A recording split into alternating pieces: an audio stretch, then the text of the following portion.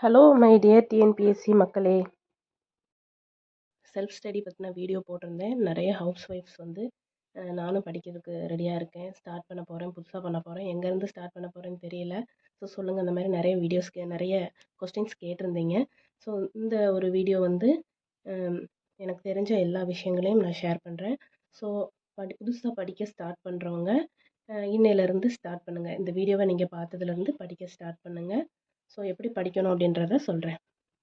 இது பார்த்திங்கன்னா நம்மளோட குரூப் 2A சிலபஸ். இது வந்து நான் டிஸ்கிரிப்ஷனில் ஆட் பண்ணுறேன். ஸோ சிலபஸ் வந்து டவுன்லோட் பண்ணி கையில் வச்சுக்கோங்க. இந்த மாதிரி பிரிண்ட் போட்டு கையில் வச்சுக்கோங்க, ரொம்ப முக்கியம். ஸோ அதே மாதிரி தமிழுக்கு வந்து தமிழ் சிலபஸ் வந்து இந்த மாதிரி எழுதி வச்சுக்கோங்க. அது வந்து ரொம்ப யூஸ்ஃபுல்லாக இருக்கும். நான் வந்து தமிழுக்கு வந்து எழுதி வச்சுருப்பேன்.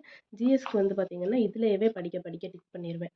ஆனால் தமிழுக்கு வந்து இந்த மாதிரி நான் எழுதி வச்சுருப்பேன். ஸோ இந்த மாதிரி ஒவ்வொரு டாப்பிக்கும் படிக்க நம்ம டிக் பண்ணிகிட்டே வந்தோம்னா நமக்கு கொஞ்சம் ஈஸியாக இருக்கும்.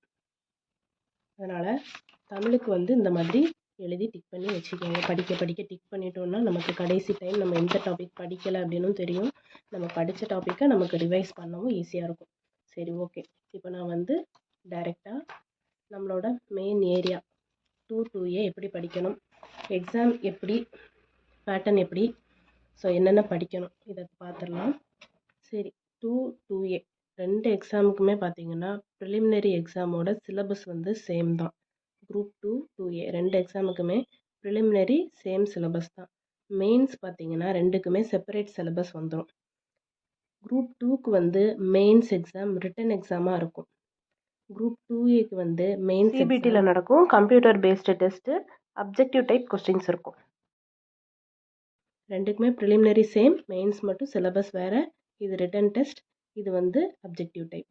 ரெண்டு எக்ஸாமுக்குமே இன்டர்வியூ கிடையாது. சரியா? இதில் உங்களுக்கு எந்த குழப்பமும் இருக்காதுன்னு நினைக்கிறேன். இதுதான் வந்து குரூப் 2A எக்ஸாமோட எக்ஸாம் பேட்டர்ன். இனி ஸ்ட்ரைட்டாக சிலபஸ்குள்ளே போயிடலாம். தமிழில் இந்த ஃபஸ்ட்டு 25 கொஸ்டின்ஸ்க்கு இந்த எழுத்து சொல் இந்த ஏரியாவை தான் ஃபஸ்ட்டு நான் இப்போ எக்ஸ்பிளைன் பண்ண போகிறேன். சரியா? எழுத்து சொல் இந்த 25 மார்க்குக்கு இருக்கிறத மட்டும்தான் இன்றைக்கி நான் எக்ஸ்பிளைன் பண்ண போகிறேன். இது வரை இருக்குது. இது மட்டும்தான் இன்றைக்கி நான் எக்ஸ்பிளைன் பண்ண போகிறேன். தமிழில் ஃபஸ்ட்டு டாபிக் பிரித்தெழுதுக, சேர்த்தெழுதுக, சந்திப்பில். இதுதான் ஃபஸ்ட்டு டாபிக். நம்ம எங்கே படிக்கலாம்? ஸ்கூல் புக்லேயே இருக்குது. 6th to 12th நியூ புக்லேயும் இருக்குது, ஓல்டு புக்லேயும் இருக்குது. சரியா? ஃபஸ்ட்டு பிரித்தெழுதுக, சேர்த்தெழுதுக படிச்சிடலாம். அதுக்கு கூடயே புணர்ச்சி விதியும் நம்ம படிக்கணும். புணர்ச்சி விதி படிச்சுட்டு இது படித்தோம்னா நமக்கு ரொம்ப ஈஸியாக இருக்கும். ஸோ ஃபஸ்ட்டு நீங்கள் புணர்ச்சி விதியை படிச்சுக்கோங்க. 9th புக்கில் இயல் 6ல் இருக்கும். புணர்ச்சி விதியை படிச்சுட்டு இதை நீங்கள் படிச்சிங்கன்னா உங்களுக்கு ஈஸியாக இருக்கும். ஏதாவது ஒரு பிரித்தெழுதுக நமக்கு பிரிக்க தெரியாட்டி கூட புணர்ச்சி விதி தெரிஞ்சதுன்னா நம்மளாவே பிரிச்சுக்கலாம். ஸோ இது புணர்ச்சி விதியை படித்தோன்னா ஈஸி. அதுக்கப்புறவு அடுத்த டாபிக் சந்திப்பிழை. சந்திப்பிழைக்கு ஃபஸ்ட்டு வல்லினம் மிகுமிடம் மிகா இடம் தெரிஞ்சிருந்தால் ரொம்ப ஈஸி. அதுக்கப்புறம் அது கூடவே இலக்கண குறிப்புகளையும் நம்ம படிச்சிட்டோம்னா நல்லா ஈஸியாக இருக்கும். சந்திப்பிழை நம்மளுக்கே பிரிக்க தெரியும், நமக்கே வந்து பார்த்தாலே அந்த பிழைகளை கண்டுபிடிக்க தெரியும். ஸோ வல்லினம் மிகுமிடம் மிகா இடம் வேணும். அதே மாதிரி இலக்கண குறிப்பும் நமக்கு தெரிஞ்சிருக்கணும். மிகும் இடம் மிகா இடம் எங்கே இருக்குது? 8th தமிழ் புக்கில் இயல் 7ல் இருக்குது. சரியா? இவ்வளோ புரிஞ்சுதா? ஓகேவா? பிரித்தெழுதுக, சேர்த்தெழுதுக, சந்திப்பிழை இவ்வளோ எங்கே படிக்கணும்? 6 to 12 புக்கில் இருக்குது, புக் பேக்கில் இருக்கும்.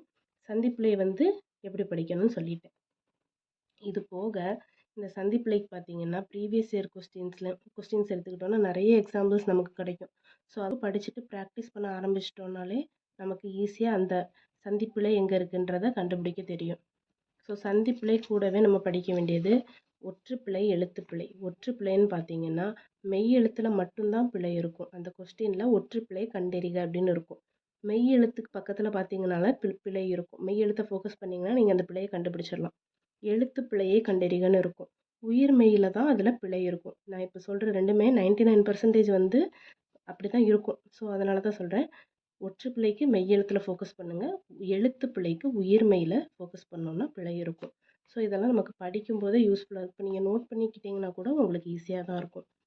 குறில் நெடில் வேறுபாடு இது வந்து 6th புக்கில் இருந்தே இருக்குது நமக்கு. ஸோ 6 to 12 புக்கு தான் இதுக்கும் படிக்கணும். 6th புக்லேயே இருக்கும். குறுகி ஒலிப்பது குறில், நீண்டு ஒலிப்பது நெடில். அப்புறம் இந்த லகர லகர லகர வேறுபாடு இதுக்கெலாம் ஒரு எக்ஸாம்பிள்ஸே நான் எழுதி எடுத்துகிட்டு வந்துட்டேன். ஸோ சொல்லோட பொருள் நமக்கு தெரிந்திருந்தாலே இது நம்மளாவே டிக் அடிச்சுட்டு போயிடலாம். ஸோ கூரைன்னா என்ன? வீட்டின் கூரை. கூரைனா கூரைப்புடவை. லகர வேறுபாடு. அலம்னா கலப்பை. அழம்னா உப்பளம். அல்லல்னா துன்பம். அல்லல்னா சேறு அள்ளுதல். அதே மாதிரி நகர வேறுபாடு. அனல்னா நெருப்பு. அனல்னா கீழ்வாய். நமக்கு கொடுத்துருப்பாங்க இப்படி அனல்னு கொடுத்துட்டு ஆப்ஷனில் நெருப்பு இருக்கும், கீழ்வாய் இருக்கும், வேறு ஏதாவது 2 இருக்கும். நமக்கு குழப்பமா இருக்கும். நெருப்பா கீழ்வாயான்னு இருக்கும். ஸோ நமக்கு பொருள் தெரிஞ்சிருந்தா நம்ம ஈஸியாக டிக் பண்ணிடலாம். இது குறில், நெடில், மயங்கொலிகள், லகர வேறுபாடு, நகர வேறுபாடு இது எல்லாமே இப்படி தான் இருக்கும். ஸ்கூல் புக்லேயே நமக்கு எக்ஸாம்பிள்ஸோடு இருக்குது. ப்ளஸ் ப்ரீவியஸ் இயர் கொஸ்டின் நம்ம பார்த்துக்கிட்டோன்னா நமக்கு நிறைய எக்ஸாம்பிள்ஸ் கிடைக்கும். ஸோ இதுவும் சொல்லிட்டேன். நகர வேறுபாடு. குறில், நெடில் வேறுபாடு. இது பாருங்கள். தூனா உன். தூனா தூய்மை. நோனா நோய். நோனா வறுமை. இந்த மாதிரி தான் குறில், நெடில் வேறுபாடு. ப்ரீவியஸ் இயர் கொஸ்டினும் பார்க்க ஆரம்பிச்சிட்டோம்னா நமக்கு நிறைய வேர்ட்ஸ் கிடைக்கும். இன எழுத்துக்கள் எடுத்துக்கிட்டோன்னா பேசிக்காக 6th புக்லேருந்தே இருக்குது. சரியா? 6th புக்லேயே ரொம்ப பேசிக்லாம் கொடுத்துருப்பாங்க. உங்களுக்கு பார்த்தாலே தெரியும். ரொம்ப ஈஸியாக தான் இருக்கும். இன எழுத்து, சுட்டெழுத்து, வினா எழுத்து எல்லாமே 6 to 12 புக்லேயே புக் பேக்கில் கவர் ஆகும். இலக்கண ஏரியா தான் நம்ம நல்லா ஃபோக்கஸ் பண்ணணும் இப்போ இருக்கிற சிலபஸ் படி. ஒருமை பன்மை இதுவும் ஈஸி தான். இப்போ ஃபஸ்ட்டு 25 மார்க்ஸுக்கு சிலபஸில் இருக்கிறத நம்ம பார்த்துட்ருக்கோம். அந்த 25 மார்க்ஸுமே நம்ம ஈஸியாக வாங்கிடலாம். சரியா? ஒருமை பன்மை 6 to 12 ஸ்கூல் புக்கில் இருக்குது. ஒருனா உயிர்மை எழுத்து இருக்கும். இங்கே பாருங்கள். எக்ஸாம்பிள், ஒரு நகரம். உயிர்மை எழுத்து இருந்தால் ஒரு தான் வரும். ஓர்னா உயிர் எழுத்து இருக்கும். ஓர்னா உயிர் எழுத்து. முதல் எழுத்து உயிர் எழுத்தாக இருந்தால் ஓர் தான் வரும். உயிர் எழுத்து ஏரி, ஓர். ஸோ ஓர் ஊரில் தான் கரெக்டு. ஒரு ஊரில்னு நம்ம சொல்கிறது தப்பு. ஓர் ஊரில் தான் கரெக்டு. ஓர் ஏரி. இதுதான் ஒருமை பன்மையில் ஒருக்கும் ஓருக்கும் இருக்கிற வித்தியாசம். இது நம்ம எப்பயுமே ஞாபகம் வச்சுக்கணும். இது ரொம்ப முக்கியம். அதே மாதிரி அதுக்குள்ள வேறுபாடும் தெரிஞ்சிருக்கணும். அது எப்போ வரும்னு பார்த்தீங்கன்னா உயிர்மெய் எழுத்தில் தொடங்கும் சொல்லோட முன் அது வரும். உயிர்மெய் எழுத்து அது நன்றாக உள்ளது. இதில் உயிர்மெய் எழுத்து இருந்ததுன்னா இங்கேருந்து தான் வரும். அதுதான் வரும். அஃது எங்கே வரும்? உயிர் எழுத்து இருந்ததுன்னா அஃது வரும். ஸோ ஒரு எங்கே யூஸ் பண்ணணும்னு பார்த்துட்டோம். ஓர் எங்கே யூஸ் பண்ணணும்னு பார்த்துட்டோம். அது எங்கே யூஸ் பண்ணணும் அதே மாதிரி தான். உயிர்மெய் இருந்ததுன்னா முன்னாடி அது வரும். உயிர் எழுத்து இருந்ததுன்னா உயிர் எழுத்து இருந்ததுன்னா முன்னாடி அஃது வரும். இதுதான் ஒருமை பன்மை. இதில் இன்னும் நிறைய இருக்குது. அல்ல, அல்லர், அது, அவை அந்த மாதிரி சில வேர்ட்ஸ் இருக்குது. இதை நம்ம ப்ராக்டிஸ் பண்ணாலே இது நமக்கு ஈஸியாக இருக்கும். ஸ்கூல் புக்லேயே இருக்குது, புக் பேக்கில் இருக்குது. அதே மாதிரி வேர்ச்சொல். வேர்ச்சொல்லிலிருந்து வினைமுற்று, வினையெச்சம், வினையாளனையும் பெயர், பெயரெச்சம், தொழில் பெயர் இது எல்லாமே 6 to 12 புக்லேயே இருக்குது. சரியா? ஃபஸ்ட்டு அலகு 1 ஃபுல்லாகவே நான் எக்ஸ்பிளைன் பண்ணிட்டேன். இதில் உங்களுக்கு எந்த டவுட்டும் இருக்காதுன்னு நினைக்கிறேன். மேக்ஸிமம் இந்த ஃபஸ்ட்டு ஏரியாவுக்கு அவுட் சோர்ஸ் அதிகமாக தேவைப்படாது. குறில், நெடில் வேறுபாடு இந்த இடத்துக்கு மட்டும் அவுட் சோர்ஸ் கொஞ்சம் தேவைப்படும். ஆனால் இது நம்ம ப்ரீவியஸ் இயர் கொஸ்டினில் நிறைய ப்ராக்டிஸ் பண்ணோம்னாலே ஸ்கூல் புக்கையும் படித்து ப்ரீவியஸ் இயர் கொஸ்டினும் படிக்கும்போது நமக்கே நிறைய சென்டென்ஸ் தெரியும். ஸோ அவுட் சோர்ஸில் இருக்கிறது எனக்கு கிடச்சிதுன்னா நான் உங்கள்கிட்டையும் ஷேர் பண்ணுறேன். ஸோ உங்களுக்கு இப்போ புரிஞ்சிருக்கும்னு நினைக்கிறேன் எப்படி படிக்க ஸ்டார்ட் பண்ணணும் அப்படின்னு. இல்லை ஏம்மா நானே குழப்பமாக இன்னும் குழப்பி விட்டுட்டேன் அந்த மாதிரி நினச்சிங்கன்னா நான் சொல்கிறேன். இன்றைக்கி போயிட்டு நான் ஃபஸ்ட்டு ஏரியாவை எக்ஸ்பிளைன் பண்ணிட்டேன். போயிட்டு பிரித்தெழுதுக, சேர்த்தெழுதுக, அந்த புணர்ச்சி விதி இதை மட்டும் பார்த்தீங்கன்னாலே ஒரு டாபிக் ஓவர். ஸோ நம்ம பார்க்க படிச்சுட்டே இருந்தோம்னா தான் ஸ்டார்ட் ஆகும். எல்லாத்தையும் கண்டுபிடிச்சிட்டு தான் நான் படிப்பேன்னா கொஞ்சம் கஷ்டமாக தான் இருக்கும்.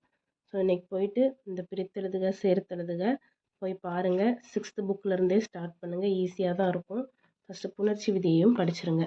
நாளைக்கு இந்த அலகு 2 சொல்லகராதியை நான் எக்ஸ்பிளைன் பண்ணுறேன். இப்படி நான் இப்போ சொன்ன மாதிரியே சொன்னால் போதுமா, இல்லை இன்னும் கொஞ்சம் புரிகிற மாதிரி சொல்லணுமா அப்படின்ட்டு கமெண்ட்ஸ் பார்த்துட்டு சொல்லுங்கள். உங்களுக்கு எல்லாம் புரிஞ்சிருக்கும்னு நினைக்கிறேன். குழந்தைங்கள வச்சுட்டு ஹவுஸ் ஒய்ஃபாக இருந்துட்டு வீட்டு வேலைகளையும் பார்த்துட்டு நமக்கு படிக்கிறதுக்கு டைம் கிடைக்காது தான். ஆனால் டைம் நம்ம தான் ஒதுக்கி எடுக்கணும். ஸோ மார்னிங் டைமும் சரி இல்லை நைட்டும் சரி அந்த டைமில் நம்ம நினச்ச மாதிரி டைமிங் நமக்கு எடுத்துக்க முடியும்.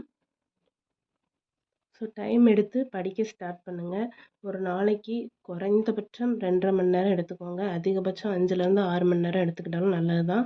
அப்படி நீங்கள் எடுக்கிற டைமிங்கை பிரித்து எடுத்து படிங்க. 1 ஹவர் தமிழுக்கு எடுங்க, 1 ஹவர் ஜிஎஸ்க்கு எடுங்க, ஒரு 1/2 மணி நேரம் மேக்ஸ் பாருங்கள்.